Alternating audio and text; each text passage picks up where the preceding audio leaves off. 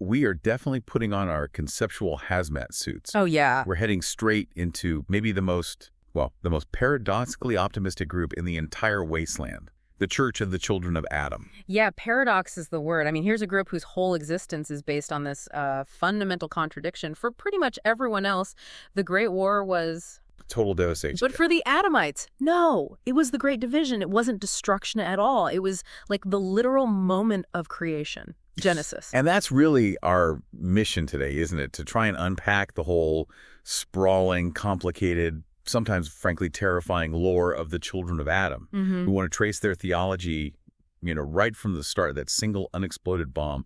Look at the really weird biological powers they seem to have. And the schisms. We definitely have to talk about the schisms. Absolutely, especially the one that led to, mass mind control and some really disturbing body horror stuff in the Commonwealth. It gets dark. It really does. And I think it's super important right off the bat to stress this isn't like one unified church. No, not at all. Their whole faith structure is decentralized. It's fragmented all over the place. You've got these sort of peaceful believers on one side, just looking for salvation, self-sacrifice. Kind of monastic almost? Yeah, exactly.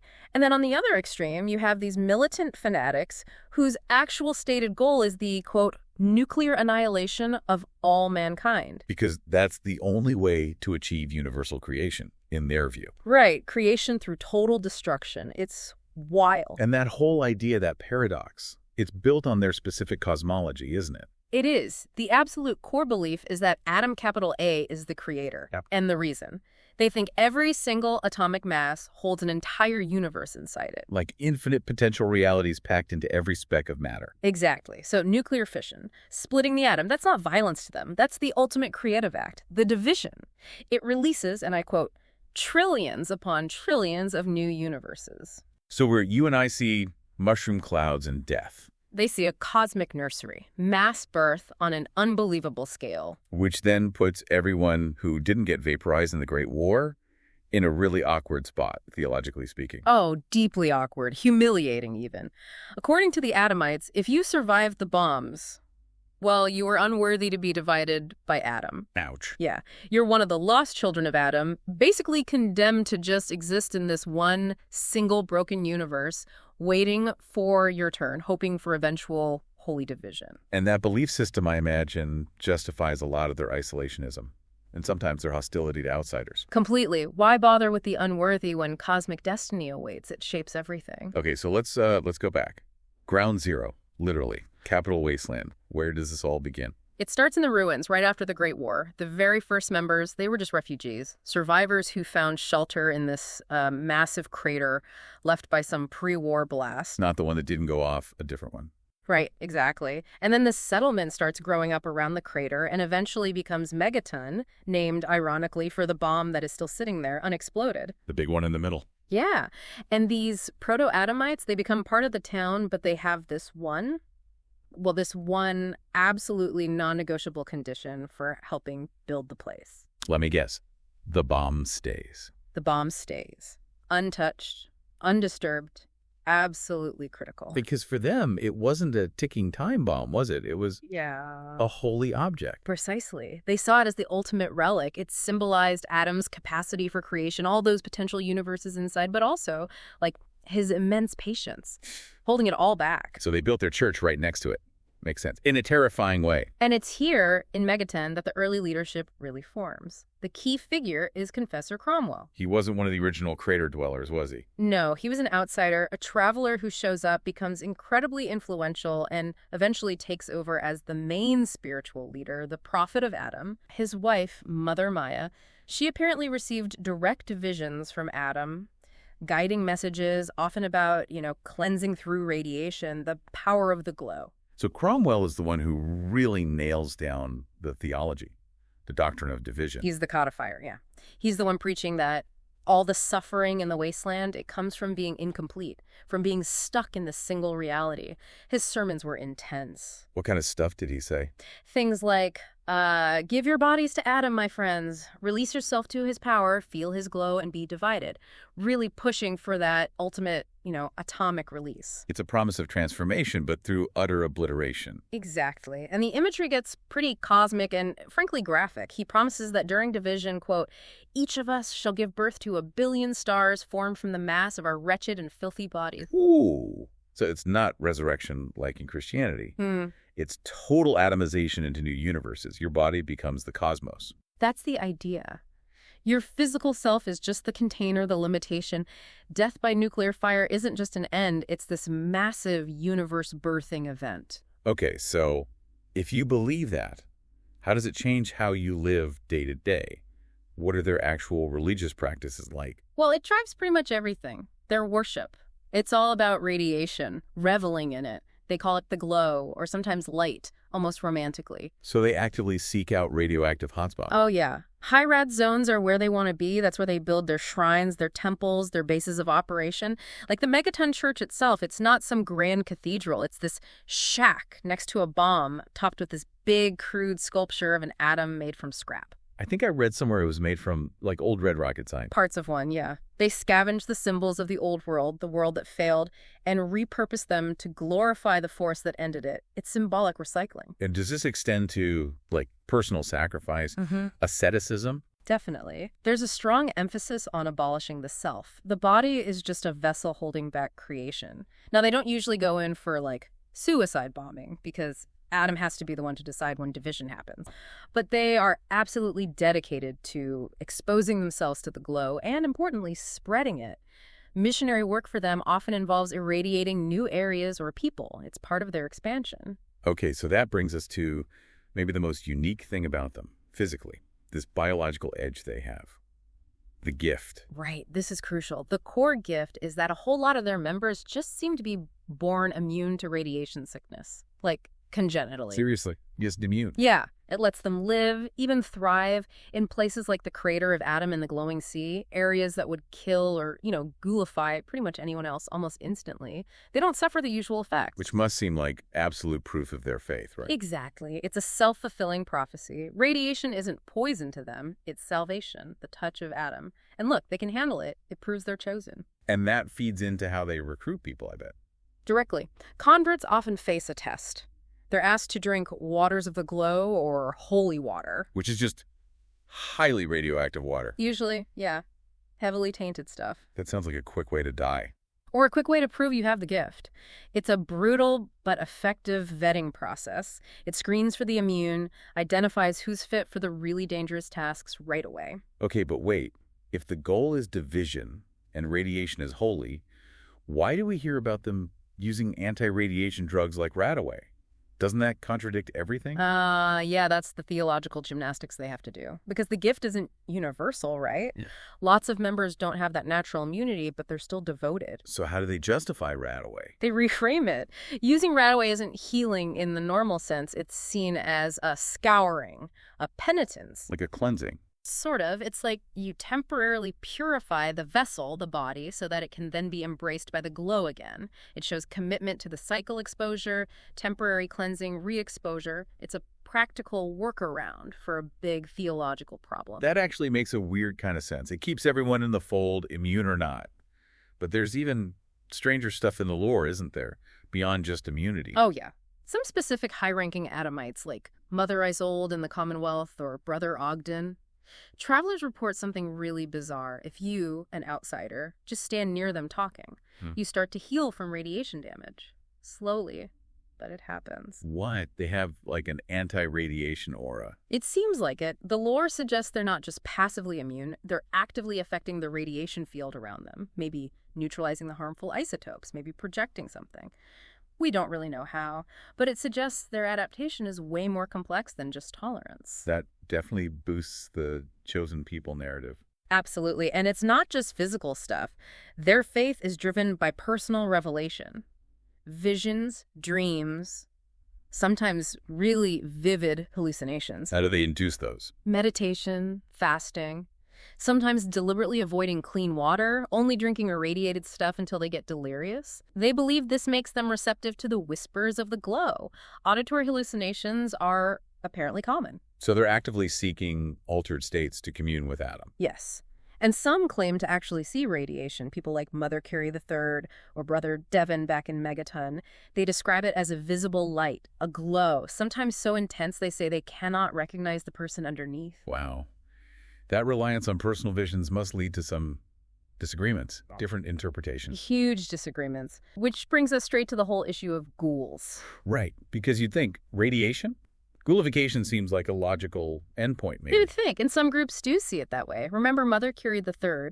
She led a splinter group out of Megaton called the Apostles of the Eternal Light. What was their deal? They believed ghoulification was enlightenment, the next step, the perfect state between being unworthy human and achieving full division. So they tried to become ghouls. Actively. They used heavily irradiated water specifically to try and trigger ghoulification in their followers. They called it seeking total enlightenment.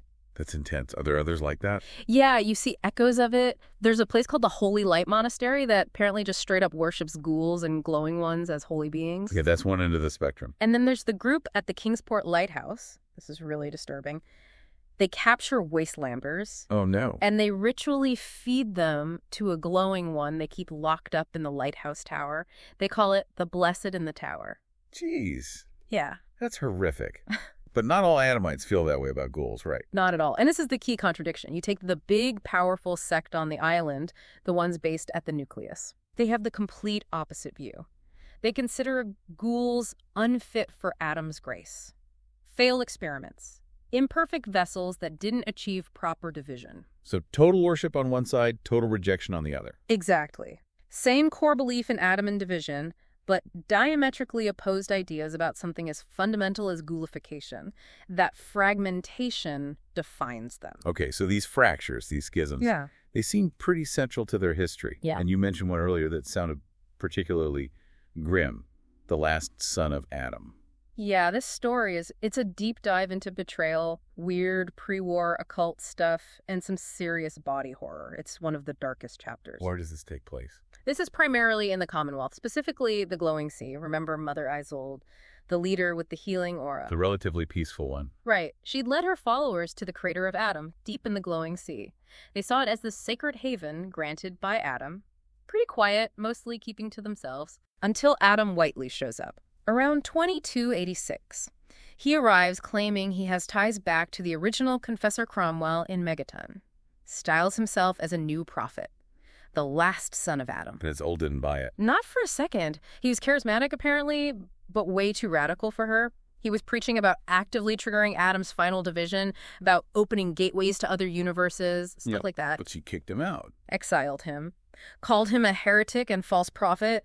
But the sources, like his own journals, they suggest radicalism wasn't just theological fervor. What else was going on? He was using a lot of chems, seriously powerful pre-war stuff, barium mentense, ultrajet, and especially something called Excel. Excel. Isn't it super rare and dangerous? Extremely. Experimental stuff. He was mixing them, claiming they protected his mind from the intensity of Adam's glow, but really they just seemed to fuel his delusions of grandeur, made him more confident in his blasphemous ideas. He was basically a chem-addled megalomaniac convinced he was a messiah. Okay, so a dangerous combination. Where did he go after being exiled?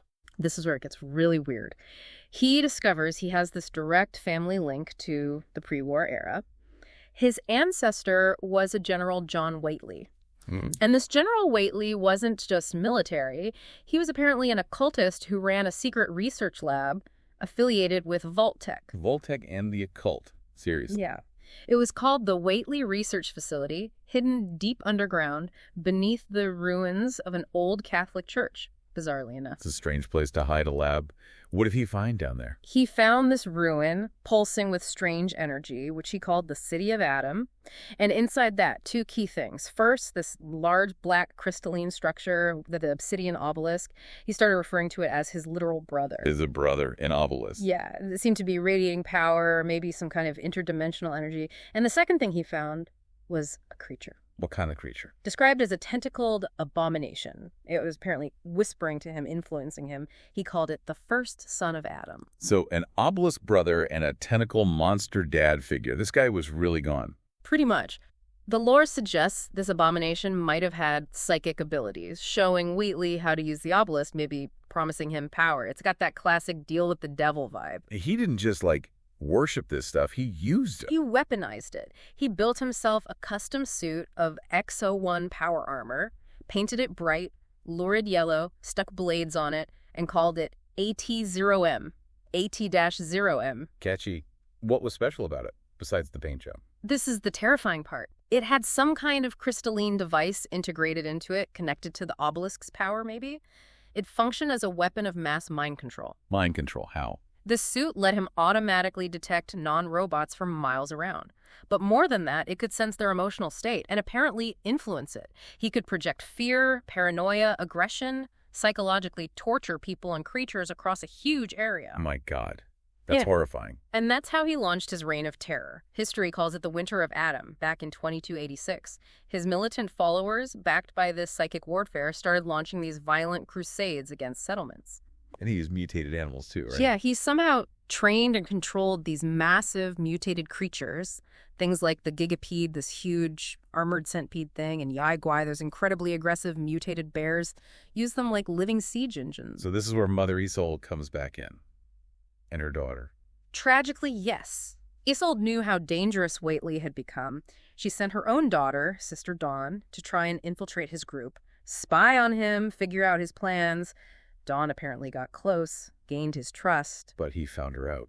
Worse, Whately seemed to have this deep, twisted resentment towards Isolde for rejecting him, for her peaceful ways, and he took it out on Dawn. It wasn't just about finding a spy, it was personal, cruel revenge. I bet he do. He captured her, and then the texts just say he performed genetic experiments on her. Horrific, twisted experiments. Oh, God, what happened to her? She was transformed, mutated into something monstrous. She became Sister Dawn, the great glowing one. The great glowing one. Like supersized, super irradiated. Exactly. A human titan, constantly shedding lethal radiation. But the mutation warped her mind, too. She's driven by this agonizing, unending hunger, specifically for radioactive material. She seeks out and consumes other glowing ones. The lore says she constantly regenerates health from radiation damage. The very thing that should kill her makes her stronger. She's basically an unstoppable, self-sustaining engine of radioactive horror, doomed to wander the glowing sea forever. A living monument to the last son's cruelty and his twisted version of Adam's gift. That's just devastating. But the children of Adam aren't just in the capital wasteland in the Commonwealth, are they? They spread out. Oh, yeah, they're a continental faith, really. We need to talk about the major group that went north, up to Mount Desert Island in Maine, the place most people know as Far Harbor. Right, the island covered in radioactive fog. Exactly. This expedition set out from Megaton, probably sometime in the mid-2270s. It was led initially by two figures. A more moderate guy, Confessor Martin, and his second-in-command, the much more militant Grand Zealot Tectus. So potential conflict built in from the start. Pretty much. When they got to the island, the local fishermen, the harbormen, they tolerated them at first. But then the fog, the radioactive mist that covers large parts of the island, it started getting worse. Creeping further inland, becoming more aggressive. And the harbormen blamed the Adamites. Yeah.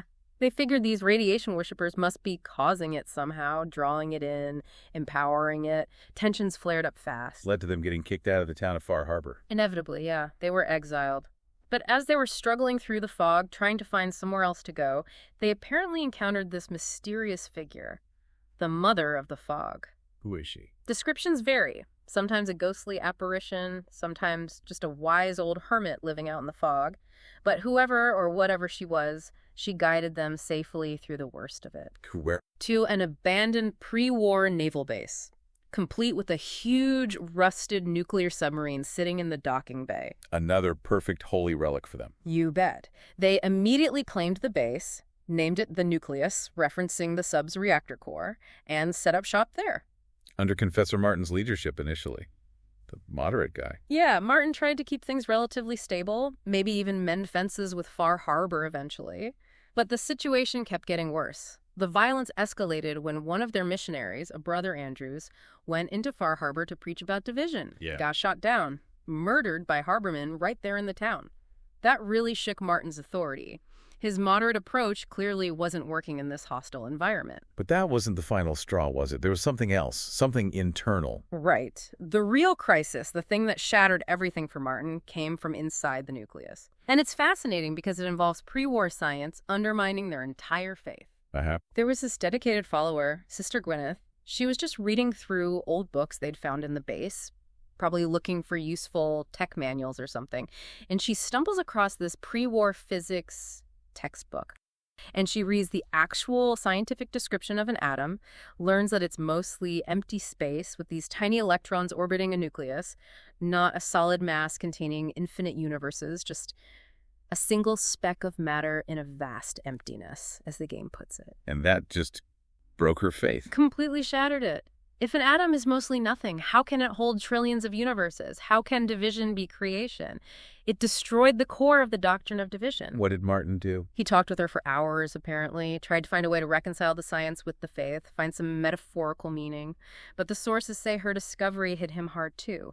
It planted a seed of doubt he couldn't shake. And the result? Chaos, basically. Martin, facing external violence he couldn't stop, and an internal theological crisis he couldn't resolve. He just vanished. Disappeared from the nucleus one day. Nobody knows if he left, died, or what. Leaving a power vacuum. Which Grand Zealot Tectus was more than happy to fill. He stepped in immediately, took over as the new High Confessor. And he was the militant one? Extremely. Under Tectus, the nucleus became much more paranoid, much more aggressive. He started demanding strict loyalty tests. He fully embraced the radioactive fog, calling it Adam's holy veil, and declared that it should consume the entire island. That was Adam's will. The nucleus basically became a fortress preparing for war. And he relied on his warriors, the Zealots. Heavily. The Zealots are the church's military arm. Often they're converts with violent pasts, ex-raiders, mercenaries, people like that. There's a great example in Grand Zealot Brian Richter. What's his story? Richter was actually a former Enclave lieutenant. After the Enclave fell apart, he and his squad ended up trapped in some old containment bunker during a massive radiation leak. Oh, wow. Yeah. His entire squad died horribly from radiation poisoning around him. But Richter, he survived. Barely any food or water, 2 sips of water a day and the occasional roach, he says, but the radiation didn't touch him. He had the gift. He discovered it in the most traumatic way possible, watching his friends die while he remained unharmed. He didn't see it as luck, though. He saw it as Adam choosing him, sparing him for a reason. That experience turned him into an absolutely fervent believer, made him rise through the ranks to become Tectus's right-hand man. It shows how that immunity can be this powerful catalyst for conversion, especially for people already used to violence. Okay, so we've covered the origins, the powers, the big splits, but let's talk about the cultural texture. You mentioned Cromwell quoting scripture earlier.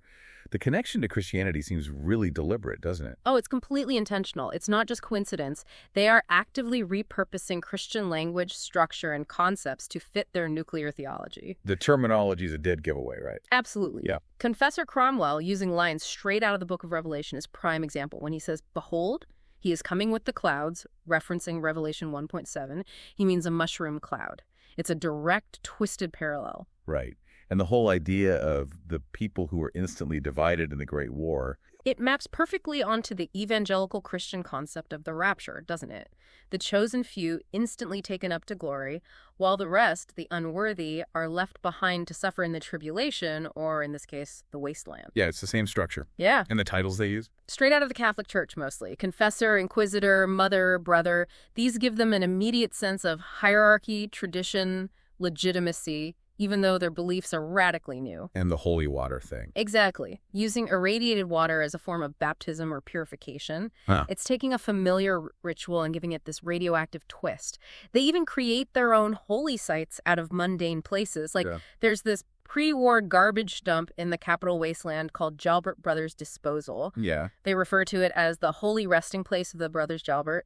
They create saints and martyrs out of thin air, or maybe based on half-remembered pre-war names. There's also that reference to St. Monica in some lore, isn't there, as a post-war saint for disappointing children. Yeah, exactly. St. Monica is the actual real-world Catholic patron saint of disappointing children. So weaving that in, whether intentionally by the developers or just organically within the Adamite faith and universe, it ties their strange new religion back to these deep, recognizable cultural roots. It makes it feel older, more grounded, despite being based on nuclear apocalypse. Okay, so they borrow from old religion. Right. What about old technology? How do they view pre-war tech, especially the nuclear stuff? Fascinating relationship there. They don't just worship the idea of the bomb, they actively incorporate nuclear tech into their daily lives and rituals. Their preferred weapons, for instance. Gamma guns, Yeah. stuff that shoots radiation. Precisely. Gamma guns, radium rifles, nuka grenades, weapons that spread isotopes. Using them is practically a form of missionary work, spreading Adam's glow. And actual nuclear hardware, like fusion cores. Oh, those are treated like holy relics. Handled carefully, sometimes used in rituals, maybe fashioned into glowing icons or candles. Same with old engines from cars or generators, anything that ran on nuclear power. They represent Adam's power, contained but persistent. So they respect the tech, in a way. They do. They're often wary of outsiders wearing power armor or hazmat suits because that gear blocks the glow, separates the wearer from Adam. Unless the armor runs on fusion cores. Exactly. If the armor itself runs on the glow, then it's acceptable. It shows proper reverence for nuclear engineering, even if it protects the wearer. It's a weird line they walk. You know, this whole thing, preserving knowledge about dangerous sites, revering nuclear power, it reminds me of that real-world idea, the atomic priesthood. Yes, that's a perfect connection. The idea proposed back in the 80s, right? When scientists were trying to figure out how to warn people thousands of years in the future about buried nuclear waste. Yeah, how do you communicate danger across millennia when languages change, societies collapse? And one proposal was to create an artificial folklore, a priesthood dedicated to preserving the warnings through myth, ritual, and taboo, keeping people away from these dangerous sites through superstition and reverence. And the children of Adam. They basically are that, aren't they? Just accidentally. They really are. By setting up their bases in highly radioactive zones, by hoarding nuclear materials like fusion cores or warheads like at the Sentinel site with those Mark 28 nukes, they are effectively guarding these dangerous places. They maintain the sanctity of the irradiated zones through sheer fanaticism. They're preserving the knowledge of the danger, but framing it as holiness. Exactly. It's knowledge preserved through zealotry. And when you combine that with their biological adaptation, their immunity, it's a potent mix. It lets them thrive, physically and culturally, in places where everyone else just dies or despairs. They found cosmic purpose in the end of the world. So when you boil it all down, you keep coming back to that central contradiction, don't you? Adam is worshipped as this incredible creator god, but the actions of his followers, they often result in just horror. Intense suffering. You look at the fate of Sister Dawn, this monstrous transformation driven by revenge. Or the groups actively trying to irradiate people, spreading sickness in Adam's name, the Kingsport Lighthouse. Exactly.